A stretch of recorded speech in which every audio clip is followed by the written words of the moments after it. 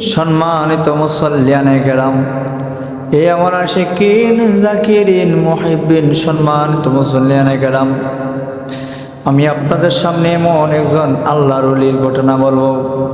কেমনে আল্লাহর ওলি হলেন একটা ঘটনা বলবো।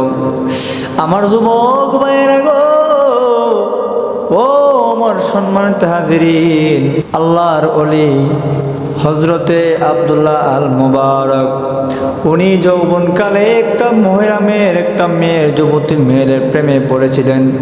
যখন উনি ওনার ওই যুবতী মেয়ের প্রেমে পড়লেন রে বাবা,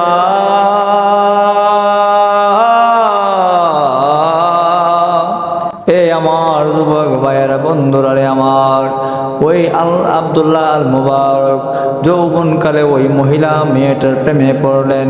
মহিলা মেয়েটার প্রেমে পড়ে একদিন মহিলা মেয়েটার বাড়ির সামনে গেলেন দেখা করার জন্য। ওই মহিলা মেয়েটার বাড়ির সামনে যখন যে মাত্র গেলেন রে, 60 রাত্র ওই মহিলা মেয়েটার জন্য, ওই যুবতী মেয়েটার জন্য সারা রাত্র ওই আব্দুল্লাহ আল মুবারক দাঁড়ায় রইলেন রে। কিন্তু ওই মহিলা মেয়ে ওই যুবতী মেয়েটির সাথে দেখা করতে পারলেন না। আব্দুল্লাহ আল মুবারক ওই মহিলা মেয়ের সাথে দেখা করতে পারেন না।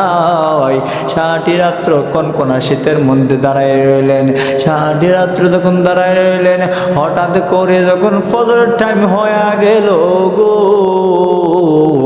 ওই মহিলা ওই যুবতী মেয়েটার দেখা পায় নাই।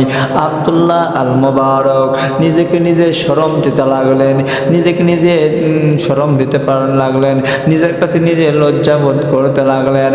এবার ওই আব্দুল্লাহ আল মুবারক মনে মনে চিন্তা করি, হাই রে হাই, আমি যদি দুনিয়ার কোনো মহিলার পিছনে না সময় নষ্ট করিয়া, আমি যদি দুনিয়ার কোনো মেয়ের পিছনে সময়টা নষ্ট না করিয়া আমি যদি আমার মাওলা পাককে একটি রাত্র দিয়া দিতাম, আমি মাওলা পাকের ইবাদতের মাধ্যমে যদি একটি রাত্র কাটাই দিতাম। সম্মানিত হাজিরিন, আল্লাহর ওলির কেমন চিন্তা দেখেন, ওই যুবকের কেমন চিন্তা ছিল, কেমন চিন্তা চেতনা ছিল। কিন্তু আপনি আমার কেমন চিন্তা চেতনা একটু ফলো করবেন, একটু খেয়াল করবেন। সম্মানিত হাজিরিন, সম্মানিত মুসল্লিয়ানে কেরাম, ওই আল্লাহর ওলি ওই যুবকটা তখন ছিল আল্লাহর ওলি ছিল না, পরে আল্লাহর ওলি হয়েছে। ওই যুবকটার কাছে একটা গাইবীভাবে আলহাম আসলো, যুবক রে, ও আব্দুল্লাহ আল মুবারক, তুমি যদি একটি রাত্র মসজিদের মধ্যে যাইয়া ইমাম সাহেবের পিছনে নামাজ পড়তে 60 রাত্র, তুমি যদি সূরা কেরাত নাও পারো, ইমাম সাহেবের যখন সূরা পড়বে তুমি এখন দাঁড়ায় নামাজের মধ্যে শুনবা। তখন শোনার পর আমার আল্লাহ তোমাকে যে সওয়াবটা দিব, তুমি 60 রাত্র মহিলার পিছনে মেয়েটার পিছনে সময় কাটাচ্ছ, কিন্তু তুমি মেয়েটাকে পাও নাই। কিন্তু যদি তুমি আমার আল্লাহ পাকের খেদমত করতা, আল্লাহ পাকের ইবাদত করতা, একদিন পাও নাই, 2 দিন পাও না, 3 দিন পাও নাই, 4 দিন পাও নাই, 1 সপ্তাহ পাও নাই, 2 সপ্তাহ পাও নাই, কিন্তু ঠিকই 1 মাসের ভিতরে হতে বাবা 15 দিন ভিতরেই আমার আল্লাহ পাক রব্বুল আলামিন তোমাকে কিছু না কিছু দিত।